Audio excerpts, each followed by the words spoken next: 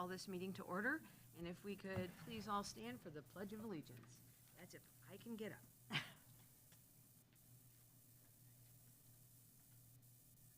pledge allegiance to the flag of the United States of America and to the republic for which it stands, one nation, under God, indivisible, with liberty and justice for all.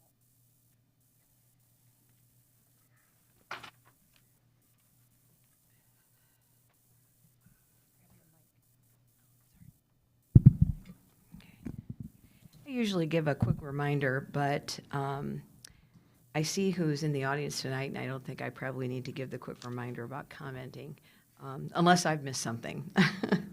So we're going to go straight to communications from Dr. St. John. Thank you, Mrs. Moppert. Lots of celebrations this evening. Homestead High School is proud to share that 7 seniors have been named National Merit semifinalists. Those 7 seniors are Yeva Ireland, Avery Coyle, Shamyat Boda, Caitlin Schwab, Isaac Schroeder, and Waisha Day, and Benjamin Green. The prestigious National Merit Scholarship Program honors students who demonstrate outstanding performance on the preliminary SAT National Merit Scholarship Qualifying Test, which serves as the qualifying exam for the competition. Semifinalists represent less than 1% of U.S. high school seniors. Super proud of our Spartans for this incredible accomplishment. Also, 7 other seniors earned recognition as National Merit Commended students. Those students are Clark Rumpel, Nolan, Allersmeyer, William Eckert, Bo Hyman, Nolan Paul, and Sierra Goliath, and Eric G. And also very proud of these Spartans for their outstanding achievement and continued pursuit of excellence. Speaking of awards and accolades, Sacs District Teacher of the Year, Haverhill's Mandy Stout, was recently recognized and named the 2025 Indiana Adapted Physical Education Teacher of the Year. Selected by a committee of Indiana educators, this honor recognizes Mandy's outstanding dedication to creating inclusive, engaging, and empowering physical education experiences for all students. Her passion, creativity, and commitment to helping every child succeed make this recognition so well deserved. Also, congratulations to Ben Moore, librarian at Summit Middle School. Ben's been selected as the recipient of the Indiana Library Federation's 2025 Peggy Pfeiffer Service Award. This prestigious award recognizes individuals who demonstrate exceptional service to the Association for Indiana School Library Educators, AIL, and to school library programs across the state.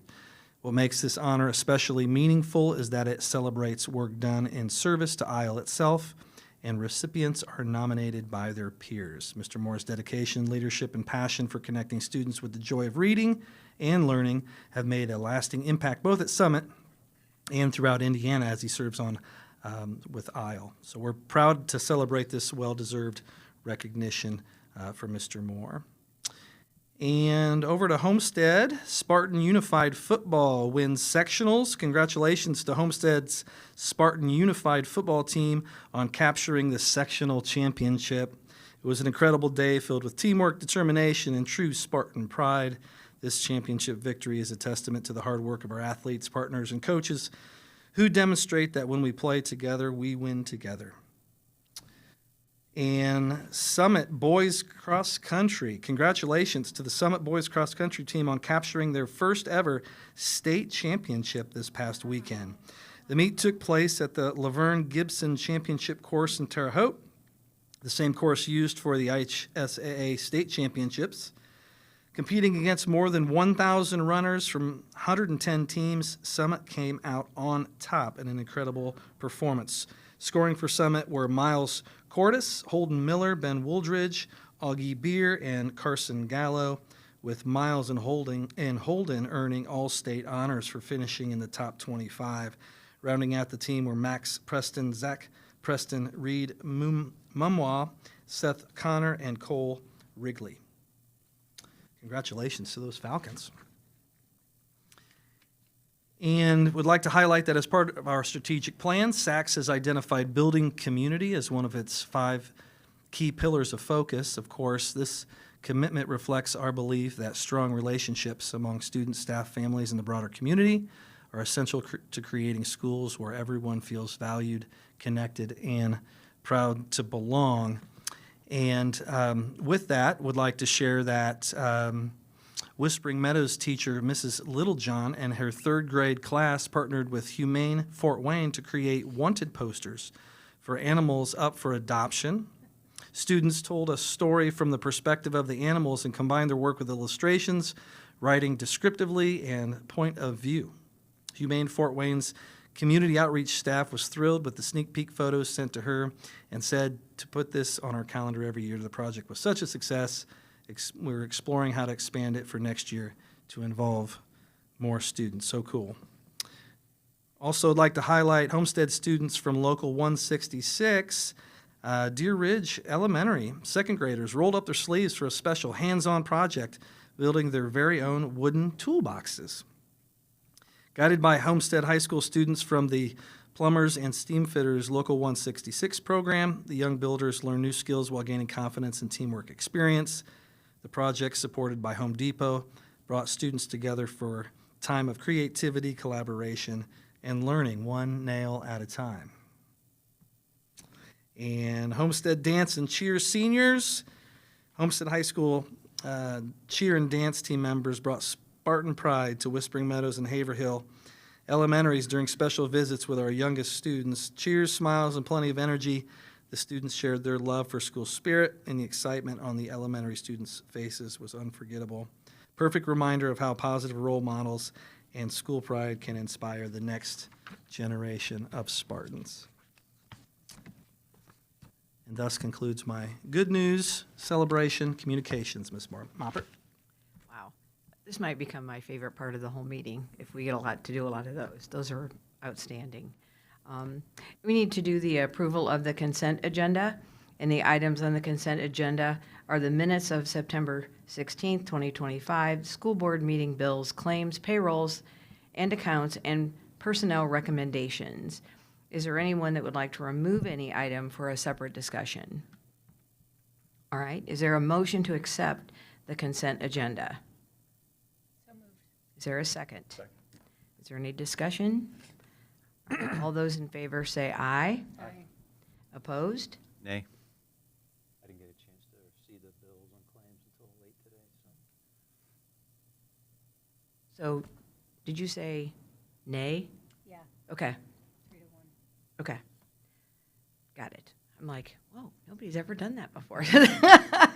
You threw me off there, Doug. All right, yeah, it came No, late. I you're didn't get a chance to fine. see 'em. That's all right. You, oh my gosh. All right, we're going to move on to the report on the 2024-25 teacher evaluation results, and that would be Mr. Parker.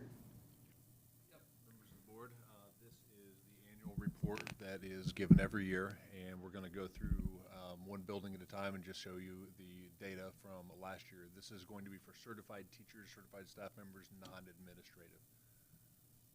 When it says district personnel, if you've had a chance to look over this, this is maybe a little bit confusing. So these would be people like our school psychologists, occupational therapists, physical therapists, curriculum coordinators that don't necessarily work in a building and are evaluated by somebody at central office. Could be Janine Kluber, could be Dr. Hartman, could be Lindsay Wolf. So that's who these people were.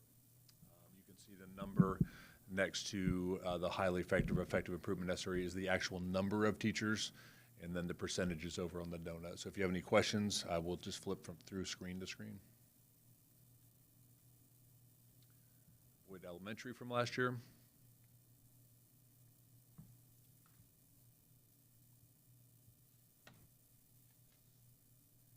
Covington Elementary.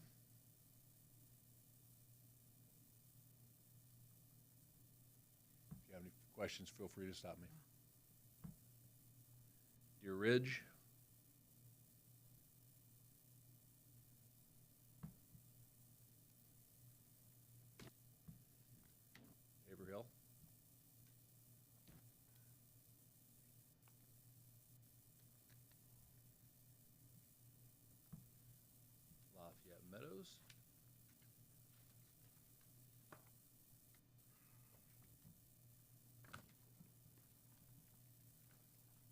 with Spring Meadows for the last of our elementary buildings. And then Summit.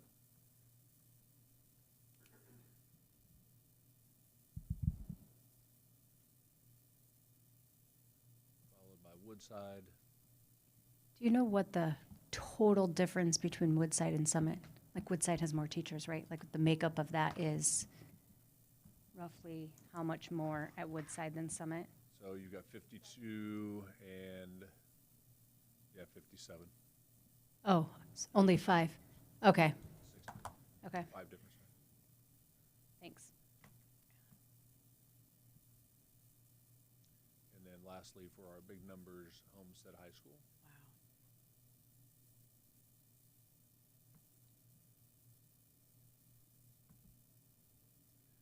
Wow. And then the last slide is just a district overview, and this is all of the schools plus the district personnel. And then in the bottom right-hand corner, just a little snapshot of a comparison as to what the report looked like the year before.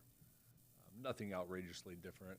There's some numbers that are slightly off, but for the most part, a lot of highly effective teaching going on, a lot of matches up to the results that we're seeing from students as well. So if there are any questions, I'd be happy to answer those.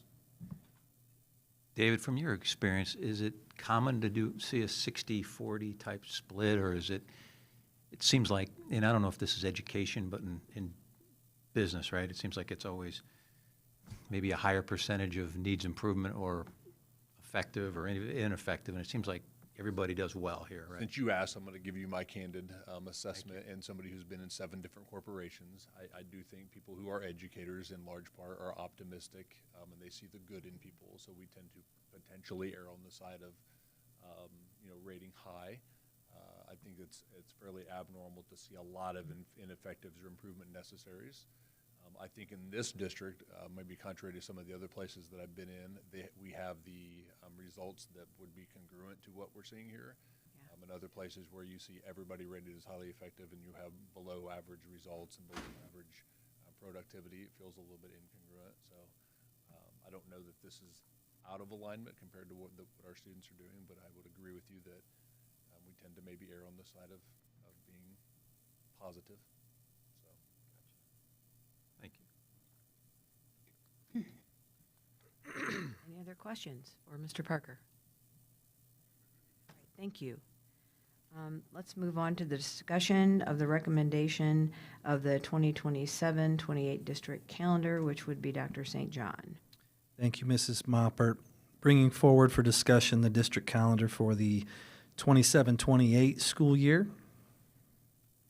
This proposed district calendar is posted on the website currently per board policy and will remain there posted as proposed for at least 4 weeks prior to any adoption. I will bring the proposed calendar back for discussion again on October 21st and then for approval on November 4th. And that timeline would meet the policy requirement that the calendar be adopted no later than November 15th. So I have discussed the proposed calendar with our Teachers Association, and we've considered all parameters set forth in our policy to craft this proposed calendar. All that to say, the calendar is very similar to calendars in recent past years, this year, and the calendar that we adopted last year for the 26-27 school year. Happy to answer any questions you might have. All right, looks like no questions. We'll move on to number 4, which is a discussion of the recommendation to the revision of board policy 4040 transfers, and that's Dr. St. John also. Thank you again, Mrs. Moppert. Bringing forward for discussion a revision to board policy 4040 transfers. These revisions reflect the discussions and feedback that we've had, really broad-based discussions and feedback with stakeholders in Southwest Allen County Schools since I first brought the topic forward on August 19th, meaning that strategic plan, intra-district transfer, inter-district transfer, and K-12 school programming, again on August 19th. So these revisions reflect all of those discussions and feedback, and I'm happy to answer any questions you might have. Okay, Josh, I'm going to ask this in public because I know a lot of these revisions were based on the community meetings that we had and the input. And someone asked about people transferring into the district on a time frame. And once they're in, what does the policy look like to evaluate that if they're not performing? Yes, great question, Mrs. Veit. If you scroll, if you're on the iPad, it would be page 42 of 123. And so about 2/3 of the way down, again in red, this is under the subsection Other Non-Resident Transfer Student Requests. You'll see down there towards the bottom, pursuant to Indiana Code, the superintendent may deny a student's application to transfer to the corporation, discontinue enrollment of a transfer student currently attending, Or rescind, I see it. Yes, Got it. rescind Yep, approval. Rescind based on these things. Okay. and then got based it. on that criteria that we had communicated.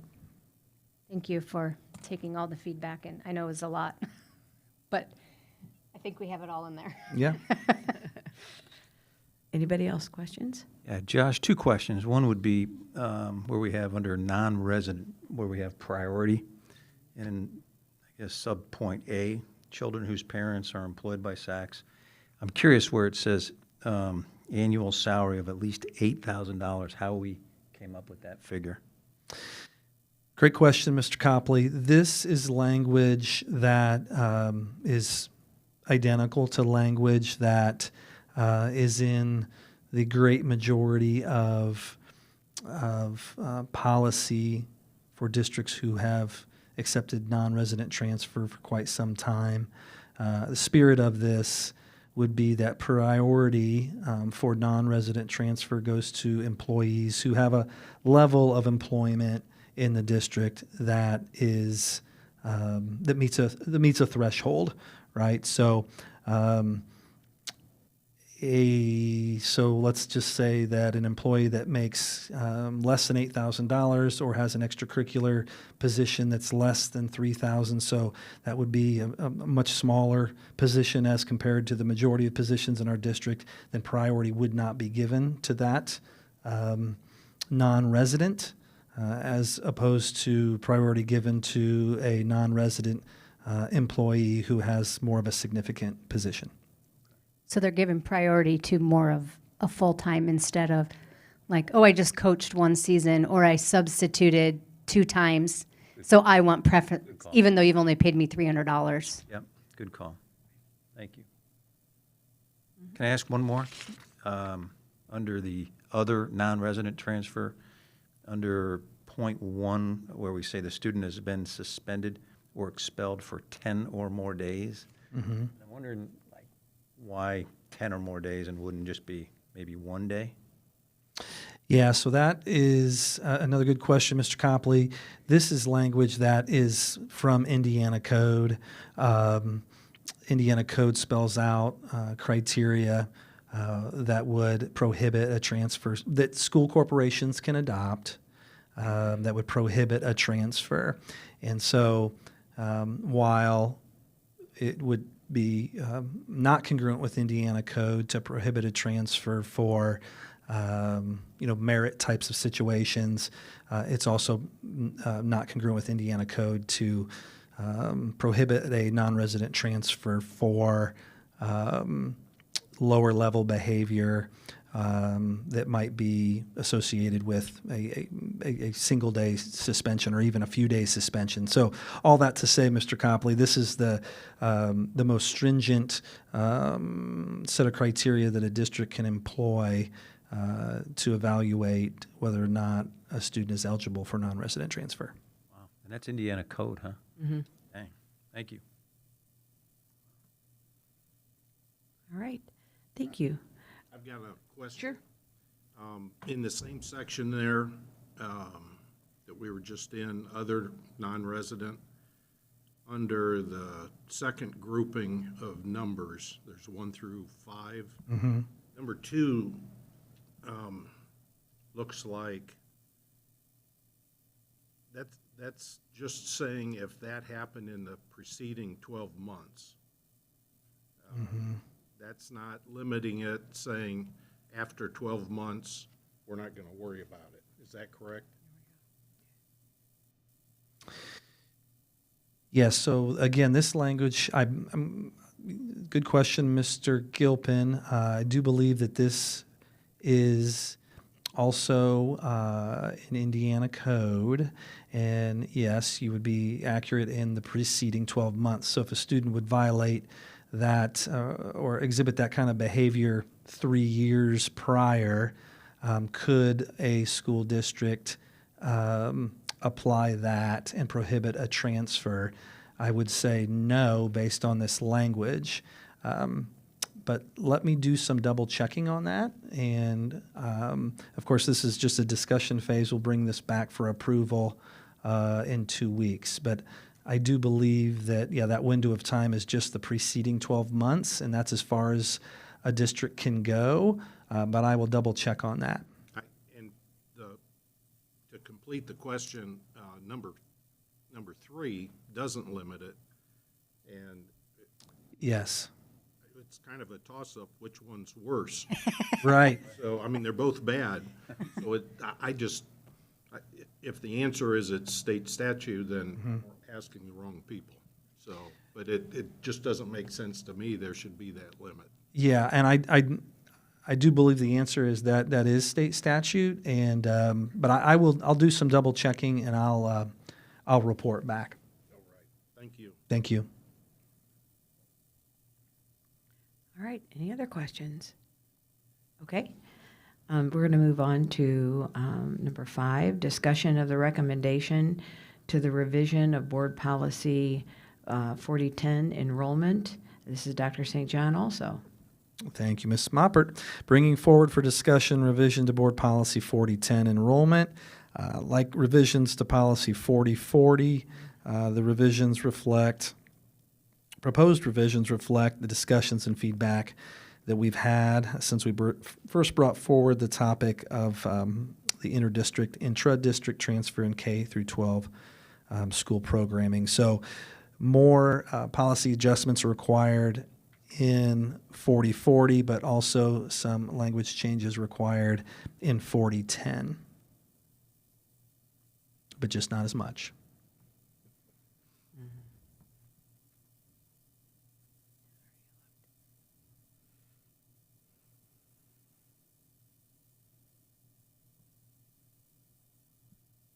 Any questions for Dr. St. John?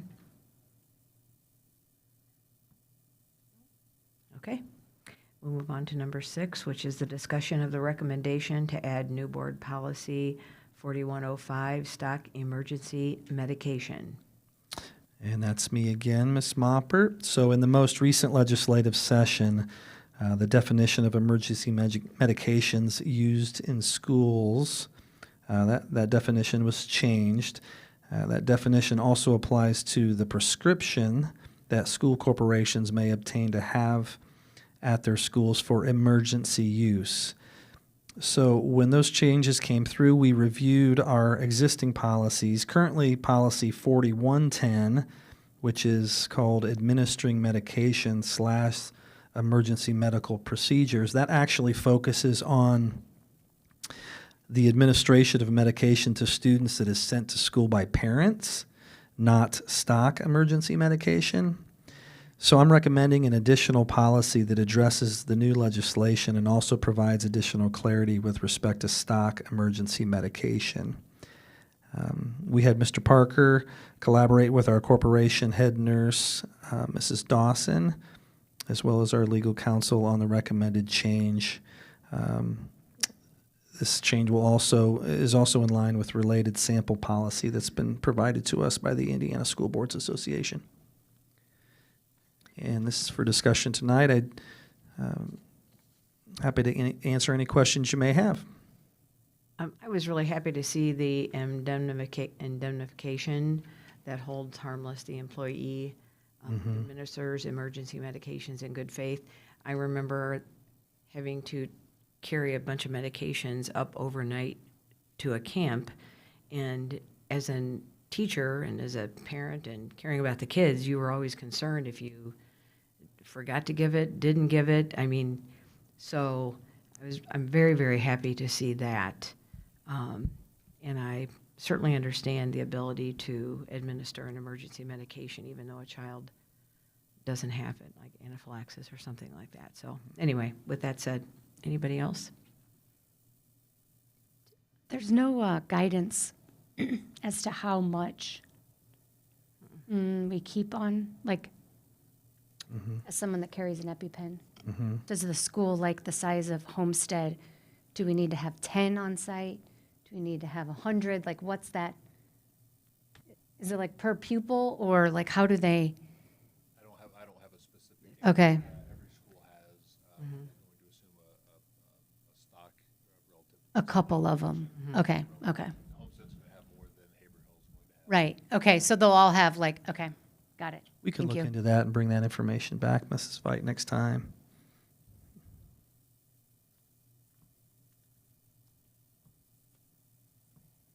Any other questions? All right.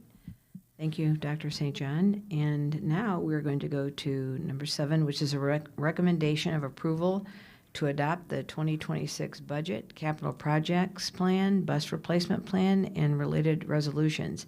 And it's no longer Dr. St. John. We are moving to Mrs. Libby. Members of the board, in your board pack is an outline of 3 resolutions. One is for our appropriations in the Form 4, capital projects plan, bus replacement plan, and then there is a resolution for reduction.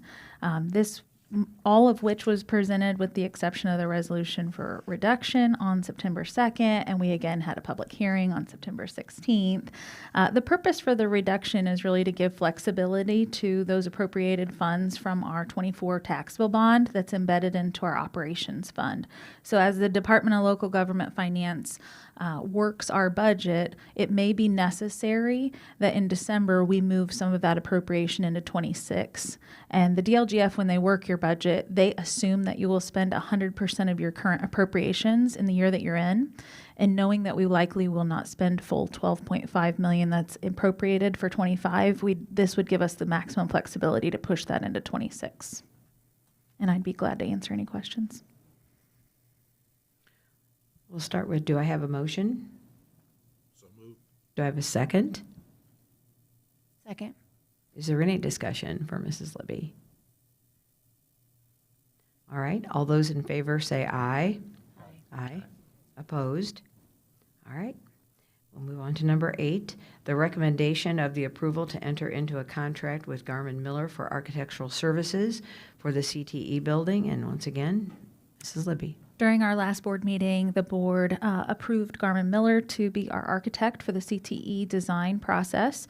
At that time, we had the standard AIA with modifications, and the board preliminarily approved that. This has gone through review with Garmin Miller as well as Barnes and Thornburg. All we would need to do is remove the draft watermark on that, and it's final for its approval. So we're just asking for the board's final approval of the contract tonight. All right. Do I have a motion? So moved. Second? Second? Is there any discussion? I guess I'm going to give a thank you to the committee that took the time to really work through this and did a great job. I think all of Sacs appreciates the time and effort that you put into this. All those in favor say aye. Aye. Opposed? All right. We'll move on to the recommendation of the approval to advertise for design criteria developer services for K-8 building upgrades. Mrs. Libby. Members of the board, in your board pack is a memo outlining and a timeline outlining to go through the next phase for our K-8 building upgrades. So this will primarily focus on flooring upgrades, wall covering, furniture, some lighting to get those areas up to LED. And while in those spaces, this delivery method proposed was a design build. And as a part of the design build process, we will need to hire a design criteria developer licensed engineer or architect that would be eligible to apply for this and then work the process. Because this is over $5 million, they would come alongside of us and develop the RFQ and the RFP as well. I know that we received the actual RFP a little later today that got in your board packs about noon. There are a couple areas, if you're able to pull that up, that will be slight modifications or redlined. We would like to publish this on October 8th. The due date for the design criteria developer proposals would be due on October 22nd, with a goal in mind of having that on the November 4th board meeting. If interviews are required, they'd happen prior to that proposed recommendation to the school board. But there is just one minor area on page 1 of the RFP. There's an omission there of the number of copies. We will ask that each design criterion developer propose 8 copies in their submission. And then there's just a due date of October 22nd of 2026. That should be 25. So I've notated that as well.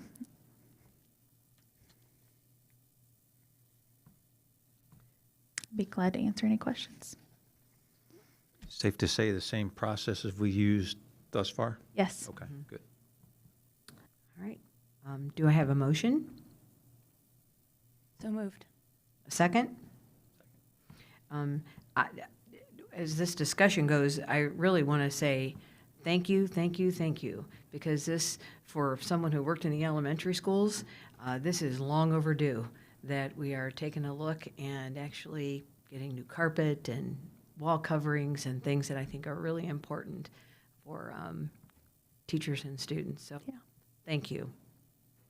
All right, all those, anybody else want to say anything besides? Okay. Do I have a motion? No, we did that. Yeah. Thank you for helping me as usual. Let's vote. All those in favor say aye. Look at me, I'm so excited.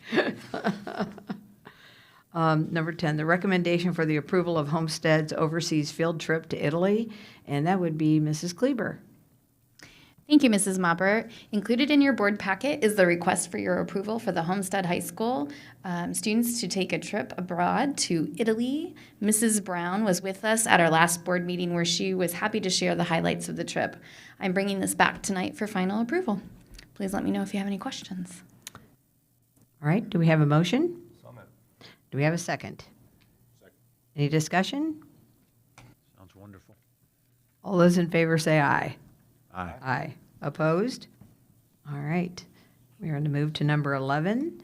Recommendation to accept donation from Hochberg Orthodontics to Haverhill Elementary School to purchase T-shirts for their Student of the Month program. Mrs. Kleber. Yeah, this is a recommendation for the acceptance of a donation from Hochberg Orthodontics. Hochberg Orthodontics sponsored a petting zoo at the school's fall festival and also expressed interest in supporting additional student initiatives. After discussion with the PTC president, Amber Ferry, they decided to provide T-shirts for monthly Hawk Pledge Award winners.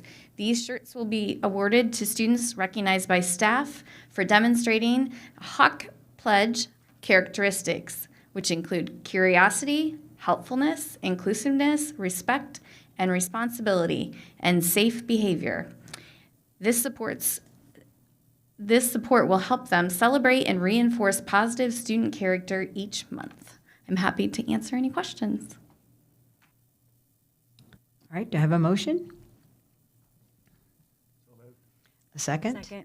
Okay, any discussion? Awesome. All those in favor say aye. Aye. Opposed? All right. We'll move on to number 12, the recommendation to accept donation from Pool Boys, Inc. to Whispering Meadows Elementary School to purchase snacks for their Sacs program. Mrs. Kleber. Yeah, this is another recommendation for the acceptance of a donation from the Pool Boys Incorporated. Their donation will go to purchase snacks for the Whispering Meadows Elementary Sacs program. A big thank you to Mrs. Renee Battenberg, the school's food service manager, who continues to find generous donors like the Pool Boys to help sustain this worthy program. Happy to answer any questions. All right, do I have a motion? So moved. A second? Second. A discussion? All those in favor say aye. Aye. Opposed? All right. We're going to move down to, I don't think there's any public comment. And is there any board comment tonight? Okay. Then, we're adjourned.